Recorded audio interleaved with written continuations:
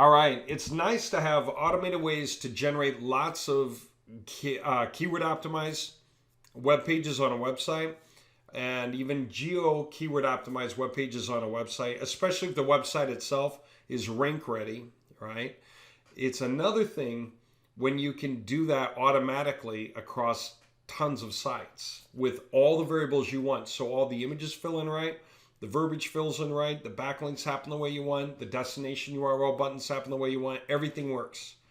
So if you were doing it manually one at a time, then you would log into each admin panel, you would go to each Varsheet loader, you would manually drag and drop the variable file of your choice from Excel with the variables in it that you wanted, the keywords, the cities, the company informations, phone numbers, whatever else, destination URLs. Give it a name, tippity tap, and then you'd hit submit. Wait a few seconds, it'll be done.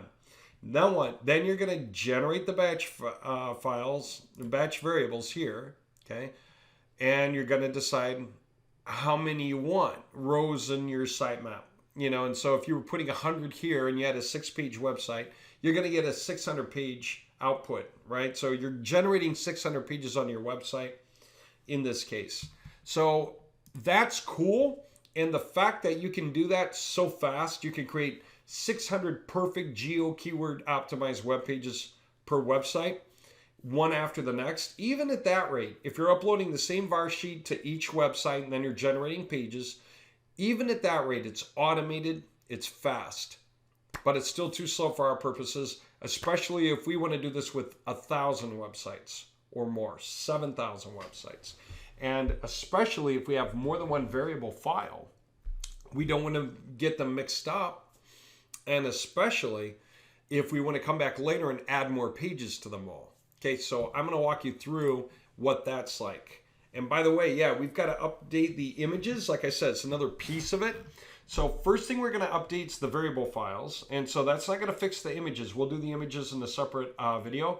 But I want to show you what this is like. Because, yeah, again, thank God for Varsheet Installer. The whole idea of Varsheet Installer is to take care of all this for us so that we don't have to do it manually. It's no longer work and it's no longer expensive. Okay, that's what we learned over the past year and a half. It's one thing to be able to create a lot of content, but you have to be able to edit it just as easily or even more easily than creating it. That's where the money is. Every company creates stuff and puts it out. It starts to rank on Google, then it starts to die off. And what they have to do now, fix it. Improve the websites, make changes, SEO updates, anything else. Even if they just want to rank higher, even if the sites aren't dying off, but they leveled off, you got to make them better, And your competitors aren't lying down, so you're constantly fighting them. You need to be able to fight them very quickly, very efficiently, very easily. That's why we created this. So that we can back all of the people who are getting websites through our system. We can totally back all of their efforts internally on the websites. And then that way, if they want to do anything else, it's external to the websites. Maybe they want to create some Facebook links, Twitter links, and mention things that are happening on their websites. Fine. They can focus all their time on that because they don't have to mess around with the on-page SEO. They don't have to mess around with adding more pages to their website. We've got their back. Okay, let's just talk about that then. So Varsheet Uploader, I'm going to put one or more Varsheets up here for one or more projects. Okay, so I'm going to start with step one. It's going to be upload multiple Varsheets. Okay, these are not Varsheets that belong to a website in particular. I'm going to use the same Varsheet or Varsheets for my 100 websites. Matter of fact, that's exactly what I'm going to do is upload this GDR, right? Garage door repair. I'm going to process it. That gets it prepared inside Varsheet Installer. So if I come back here, there we go. I got Varsheet ID of 1 for this particular file of 1, and there it is. Okay? It is at the ready. It's saying, I have this Varsheet. Where do you want me to put it? We're going to say, put it in that website. And in that one, that one, that one, that one. What do you think that means? That means it's going to upload it. It's going to put it here and deal with this by itself. We don't have to think about it. And it'll submit it.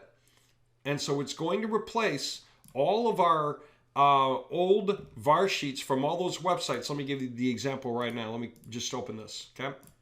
Look, mass backlinks, best company, legacy UAP, with all the stuff that we installed, right? Yeah, that's the default installation file, right? We're going to update all of that by taking this Varsheet and sticking it on all the websites.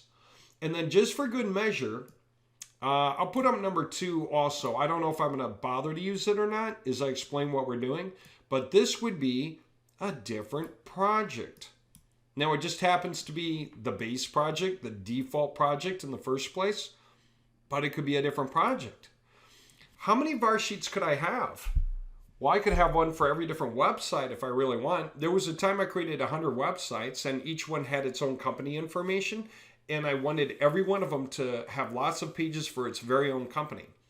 So I didn't want to mix and match. So I had variations of the Varsheet which were identical except different company information on every file. So I uploaded 100, and then I had each different Varsheet installed to its very own specific website, so that each website only dealt with its own company.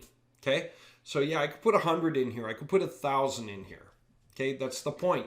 No matter how big you want to think, no matter how far you want to scale, we've got the tools to back you. All right, so now that I have these ID numbers for these projects, I want to add the Varsheets to the websites to overwrite whichever Varsheets were there already, even if it happens to be the same thing. I already downloaded the sample. I'm going to import that Varsheet, right? Now, that would happen to be this file right here. Let me drag and drop it. Okay. And just to show you what it is, this is easy to understand. This is the beauty of it. It's going to say, go to this website and install Varsheet with ID of 1 from our Varsheet ID column, right? You saw that. So in Varsheet Uploader, remember how when we uploaded it, it gave them numbers?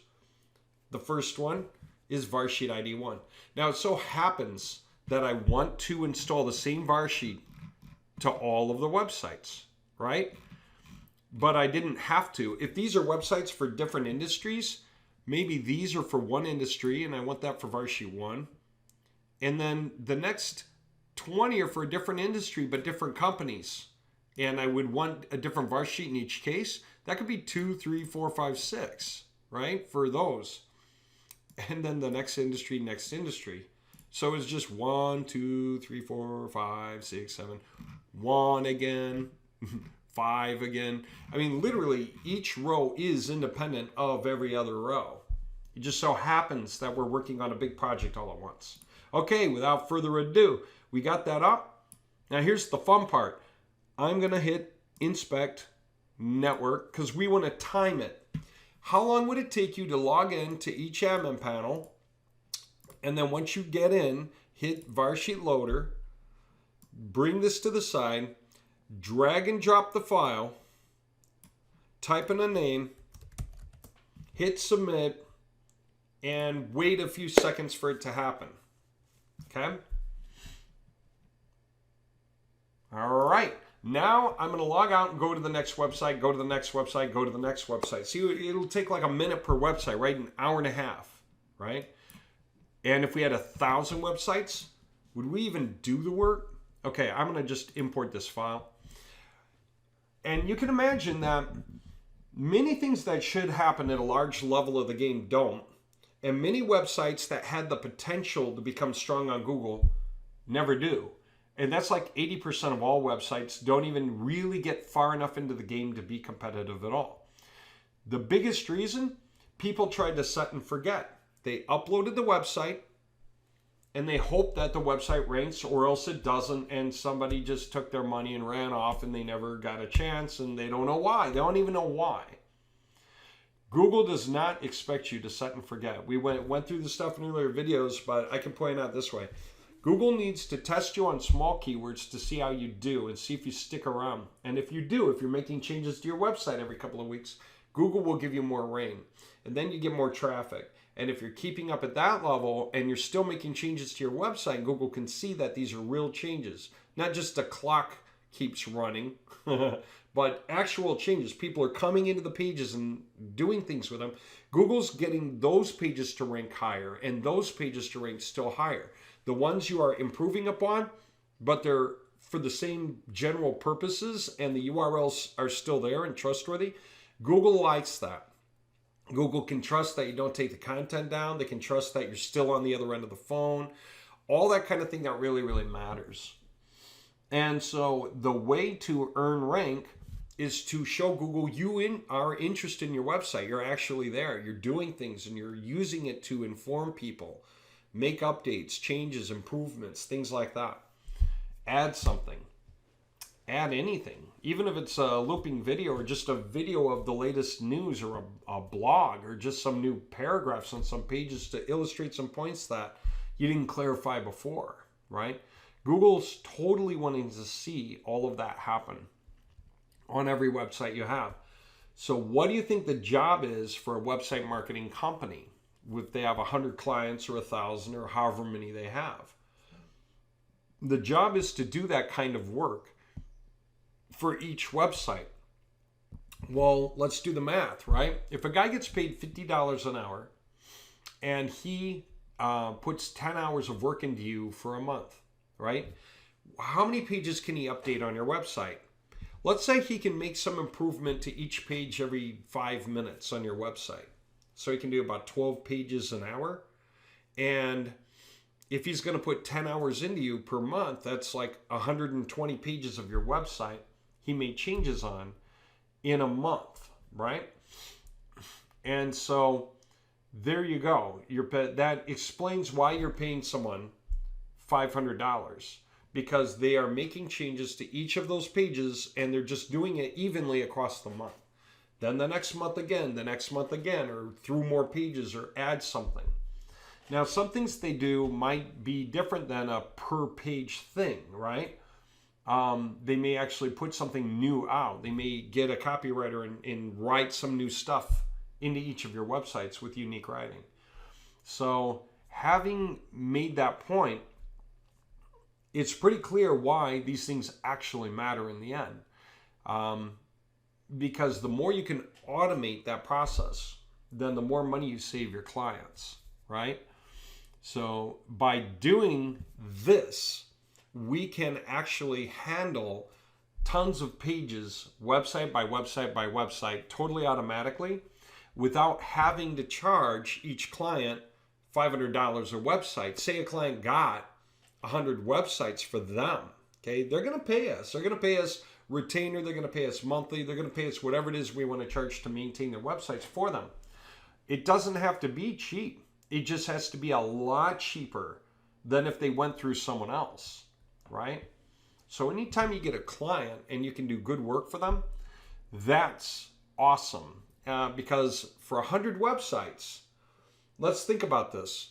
If we're making changes and it takes us like a day, not 10 hours times or whatever, $50 an hour times 10 hours a month, but in a day, we could easily make a bunch of updates to improve their sites. Isn't that just awesome? Well, that's the point. All right, I'm going to go ahead and pause right now, let this video finish off so I can grab some coffee. I'll be right back. We'll take a look at the timer, see how long this took. All right, I'm back. And it took 8 minutes, okay? 8 minutes to do the whole thing. So, you just think about it this way. Let's say 8 times 60 seconds, 480 seconds divided by, 96 websites, 5 seconds. The act of going to each URL, logging in to the panel, either through the security key or typing in the username and the password, landing on the dashboard, switching to the Varsheet loader button, dragging and dropping it, like resize your window, drag and drop, and then give it a name, and then hit submit and wait, and then leave the website. I mean, just the wait part at the end is like 3 or 4 seconds. You'd have to do everything else in a second. That's the advantage, right? So all those websites were done, and I didn't even have to be here to babysit that process. So how's it work? Like this. Go to any one of those websites that was pitching before and just refresh now. Garage door. It's all uploaded, right? The new Varsheets uploaded with all the pieces, right? and we can take it from here and continue our project, right? Like next thing I want to do is get the right images in there, don't I? That's the next thing I want to do. Like some of these images are even broken links, right? And none of them are the right ones, okay? None of these images have to do with garage door repair. So yeah, that's going to be the next thing we do, is uploading new images to fill in the spots. And so I'll show you how that works. All right.